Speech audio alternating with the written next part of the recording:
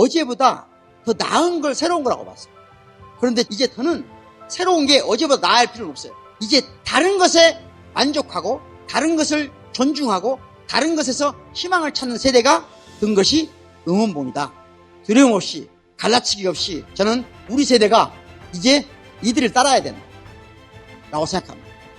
교수님이 요즘 뭐라고 있냐면 민주당 전국 당원을 대상으로 해서 교육을 어제부터 국회에서 시작했어요. 네. 일반인 대상으로 이번 대선을 어떻게 맞이해야 되는가. 그 강연을 제가 부탁을 드렸습니다. 강연 방식으로 한번 해보아. 빛의 혁명, 이 혁명의 아름다움을 넘어서는 숭고미가 등장했다. 숭고미란 말 들어보셨죠? 교회를 다니거나 종교가 있는 분들은 이걸 성스럽다고 표현해요. 미학, 예술 공부하신 분들은 숭고미라고 하는 것은 형식적인 지성과 상상력의 조화가 깨졌을 때 폭발하는 거거든요. 내가 상상하지 못했던 크기의 산을 본다든가, 내가 전혀 상상하지 못한 멋진 남자를 본다든가, 이럴 때 순간적으로 깨지는 거란 말이에요. 너무 아름다우면 누구한테 사랑받기가 어렵겠죠. 왜? 아름답다고 느끼는 게 아니라 숭고하다고 느끼는 거예요. 칸트가 그렇게 말했는데 이번 빛의 혁명에서 숭고미가 그런 형식적인 파괴가 아니라 하나의 공동체가 함께 고통을 승화하는 것이 응집됐을 때, 집적된, 집약된, 응축된 그 고통이 하나의 장면에, 하나의 이미지에 폭발적으로 모였을 때 우리가 모두가 그걸 숭고미로 느낀다. 자, 제가 이 책을 썼어요. 제가 발언을 잘못하고 심각하게 공론장에서 배제돼야 되구나. 내가 가장 사랑하는 공간이 제 연구실이거든요. 이 연구실에 나를 감금했어. 열흘 동안. 나의 행위에 대한 처벌로. 열흘 동안 뭘 할까? 유일하게 할 수 있는 걸 하자. 열흘 만에 썼어요. 내가 원하는 빛의 혁명에 성공하지 못하고 저들의 내란이 혁명이 될 수도 있잖아요. 어준 씨는 망명할 텐데 나는 어떡하지? 그럴 때 약간 교수는 변절하면 봐주거든요. 변절은 봐주지. 내가 보기에 어준 씨는 변절해도 안 봐줘요. 에? 나는 제일 먼저 변절할 거야. 나는 근데- 원래 계엄을 좋아했어, 어릴 때부터. 그렇지. 그래서 내가 그런 상황이 와도 변절하는 것을 불가능하게 만드는 벽으로 책을 쓰자. 이 책을 쓸 상황만 하더라도 여전히 탄핵 소추도 안 됐단 말이지. 그렇죠. 탄핵 소추는 기적적으로 된 거예요. 예. 사실은. 오늘 내란 특검 또 부결됐거든요. 김건희 특검 또 부결됐고 모든 법안이 다 부결됐어요. 그러니까 그날 굉장히 특별하게 탄핵 소추 성공한 것인데 만약에 그로부터 2주, 3주만 지났어도 안 됐어요. 안 됐죠. 지금 같아서 안 됐죠. 그러니까 이 책을 쓸 때는 탄핵 소추 안 될 수도 있다. 나는 그럼 어떻게 할까? 내가 변절할 수도 있어. 그러니 나의 변절을 차단하는 그렇죠. 이 책을 읽으면 도저히 용서할 수 없도록 그렇지. 변절해도 용서할 수 없도록. 그래서 저 책을 쓴 거야.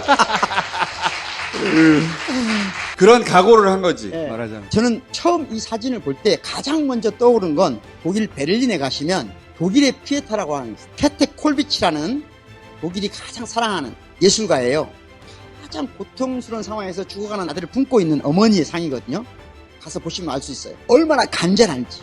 미켈란젤로의 피에타상을 대신하는 독일 역사의 피에타거든요. 은박, 담요를 입은 이 작품을 보면서 한국의 피에타는 여기다. 저들에게는 예수가 지켜야 되는 무엇이었다면 지금 한국의 여성들이 지키고자 하는 것은 조국이고 나라다. 이후에 저는 이 피에타상의 이 느낌이 무수히 많은 작품들로 실현돼서 정말 세계 최고의 작품이 나올 거라고 굳게 믿고 있습니다.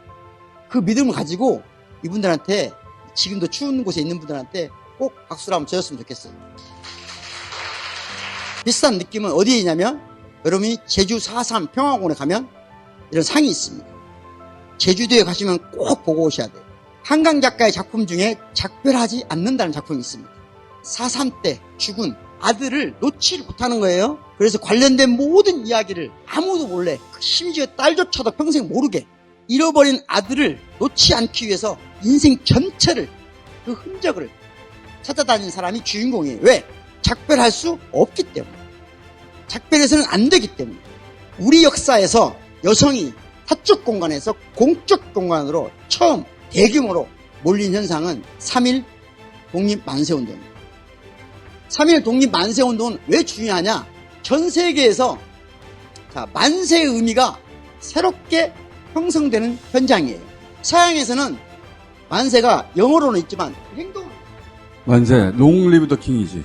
서양 사람들의 항복이에요. 동양에서는 한중일은 만세 누구한테? 황제한테만 하는 겁니다. 그렇지. 황제한테만 만세, 만세, 만만세. 황제 위에 다른 사람한테 하면 죽는 거예요. 영모예요. 그러면 황제가 될 사람, 태자한테는 뭐라고 그래요? 천세, 천세, 천천세. 거기다도 만세하면 죽는 거예요. 3.1 독립운동의 가장 중요한 건 뭐냐? 광장에 여성들이 만세를 부를 때 우리 모두가 모두에게 황제로, 왕으로, 주권자로, 철학적으로 말하면 목적으로 대하겠다는 선언인 거예요. 그래서 한국 사람들만 언제 어디서나 만세를 부르자고 하면 바로 부를 수 있습니다. 해볼까요? 된가 안 되나? 야, 대한민국 만세! 되잖아. 박구영 만세! 김호준 만세! 우리만 가능합니다. 그리고 이 만세는 어떤 의미가 있냐? 여성이 처음 공론장에 등장해서 우리 모두가 주권자라는 걸 선언한 거예요. 나도 주권자, 너도 주권자. 이게 이렇게 절차적 민주주의가 파괴되면 광장에 모인 사람들은 법 자체에 대한 혐오감이 있거든요. 그러면 뭔가 파괴하고 싶어요. 그래서 광장 민주주의의 정점에 이르면 항상 폭력이 동반됩니다. 광장의 민주주의가 극적으로 피어오를 때 폭력을 동반하지 않는 유일한 나라가 바로 우리나라입니다. 그 출발이 여기 3.1 독립만세운동이 있었던 거예요. 그리고 3.1 독립만세운동은 귀천이 없고 빈부가 없고 귀천 빈부보다 무엇을 더 우선시했냐? 남녀의 차별이 없다는 것. 상해 임시정부의 임시헌장에 뭐라고 나와있냐? 대한민국은 남녀의 귀천의 빈부의 차이를 없앤다고 했어요. 유관순 누나가 괜히 등장한 게 아니에요. 4.19 때도 보세요. 4.19 때도 만세를 부르는 많은 사람들이 그랬다. 여기는 어디죠? 5.18입니다. 헌혈을 하십니다. 주먹밥을 나눠주는 양동시장의 어머니들이죠. 제가 이 얘기를 왜 하냐?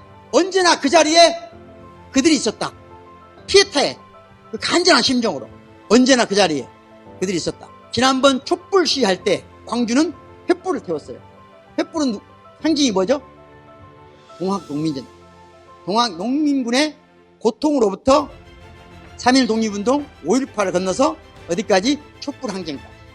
너무 슬퍼하니까 다시 한번 만세 한번 부를까요? 안 되겠네. 자, 한강 작가 만세! 당시에 518개의 횃불이 광주에서 어디로 와요? 광화문으로 옵니다. 역사가 다 있는 거예요. 최근에 어떤 사람들은 왜 이렇게 한국 사람들은 불빛을 좋아하냐? 원래 횃불 때문에, 횃불 때문에. 내가 동의하지 않는 법이라도 가능하면 지키면서 민주주의를 꼽힐 수밖에 없는 아주 간절한 마음이 우리한테 있었기 때문에 빛의 혁명을 이끌어가고 있는 이 세대의 가장 중요한 의식은 뭐냐? 세월호예요. 가만히 있지 않겠다. 그런데 지금 그들은 대한민국이 세월호라고 느껴집니다. 그럼 어떻게 해야 되냐 이거죠. 가만히 있어야 됩니까? 있을 수 없는 거예요.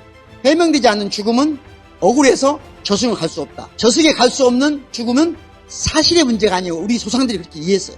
저승으로 갈 수 없는 죽음은 어떻게 해요? 구천을 헤맨다. 그 구천이 뭐냐 이게 구천이. 구천이 어디 있어 세상에. 그분들을 기억하는 사람의 심장이 구천인 거예요.